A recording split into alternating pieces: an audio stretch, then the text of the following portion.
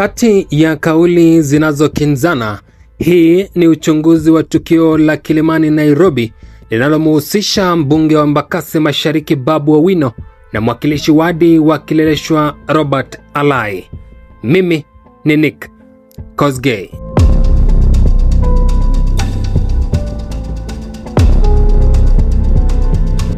Kulingana na kamera za CCTV zilizopo katika eneo la tukio, saa 10 jioni tarehe 3 Januari mwaka huu, wateja wanaonekana katika hoteli inayojulikana kama Cedars, eneo la Kilimani jijini Nairobi. Dakika chache baadaye, mbunge wa Embakasi Mashariki Babu Owino, ambaye alikuwa amevaa shati la rangi ya blue, anaonekana akitoka meza yake na kuelekea alikoketi mwakilishi wa wadi ya Kileleshwa Robert Alai, ambaye pia alikuwa amevaa shati la blue.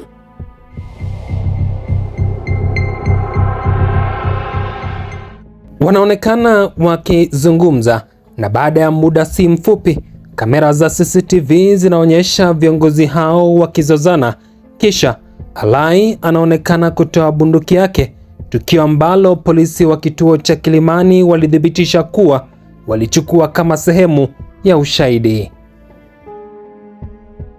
The MCA, that is Kileleshwa ward, Alai, had a firearm which was confiscated and currently at Kilimani.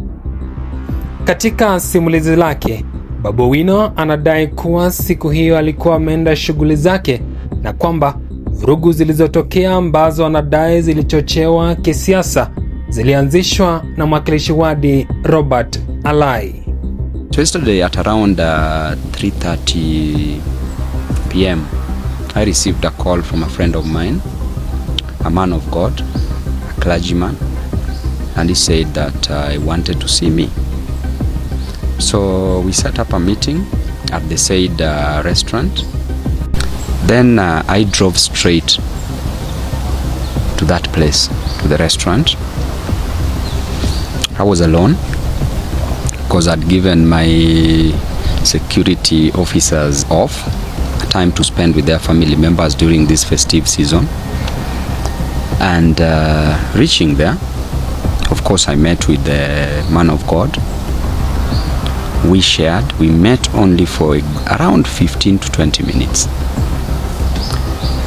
When I stood up, there was a table next to ours that there were several people who sat by that table, including Mheshimiwa Robert Alai. And I opted to say hi to them as a leader. It was only cashiers to say hi to these people, including Alai as a leader. So I greeted all of them, finished with Alai because he was seated at the farthest end. Then stood next to him. And before I left, there's one of them who said that, you know, Babu, you will be a governor of Nairobi. Then Alai became mad, and from that point he stood up, pushed me, saying, you cannot be a governor of Nairobi. You sent people to attack my wife on social media. Then immediately he removed a gun, cocked the pistol, came straight, hit me with the pistol on my chest, then moved back. Then I just stood. Then a short time punched me on my right jaw. Still stood looking at him. Then there was a police officer. He was seated with several DCI officers. One of the DCI officers went and took the gun from him.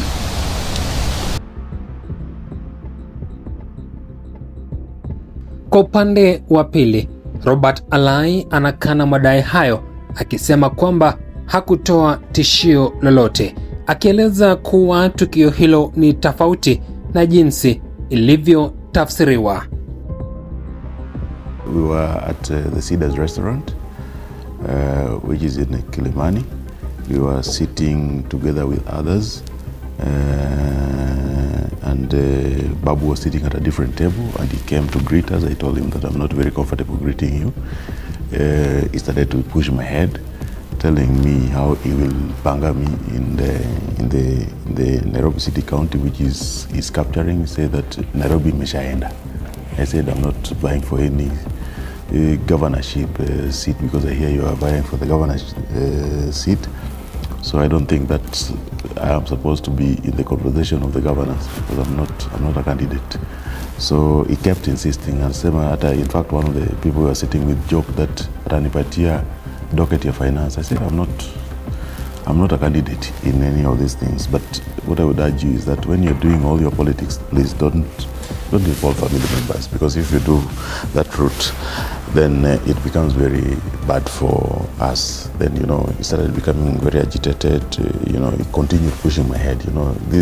I told him I don't want to greet you. Please just go home, because I knew that this thing has been very uncomfortable to me. I've never addressed it in any platform or forum. But I told him that just go away. This is not a matter which you never see me, put my family members or post my family members on these platforms. And I would urge you that we end this issue here. But he kept pushing my head. So when I stood up and pushed him back, I think he's now brought in other issues, because I didn't draw a gun on him. There was a gun on my waist, but I didn't draw a gun on him. The person sitting next to me saw the gun on my waist, because I was wearing a shirt only. I was not wearing a jacket, and I took the gun. Akasema kwamba nimetolea bunduki. Wakati simulizi hizi mbili zikipingana, kamera za CCTV na ushahidi wa mashahidi vinachukua nafasi muhimu katika kubaini ukweli. Polisi wanasema uchunguzi unaendelea, huku wakichanganua rekodi za video, maelezo ya walioshuhudia na kauli za wahusika.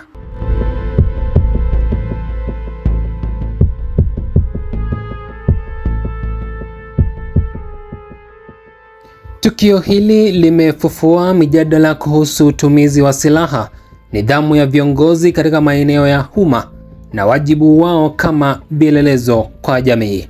Swali kuu linasalia ni je, rekodi za CCTV zitasimulia ukweli upi, na nani kati ya wawili hawa ndiye anayesema ukweli? Hadi uchunguzi utakapokamilika, nitaendelea kufuatilia kwa makini huku nikitafuta majibu. Mimi ni Nick Kosgei na hii ni makala ya Beyond the Headlines.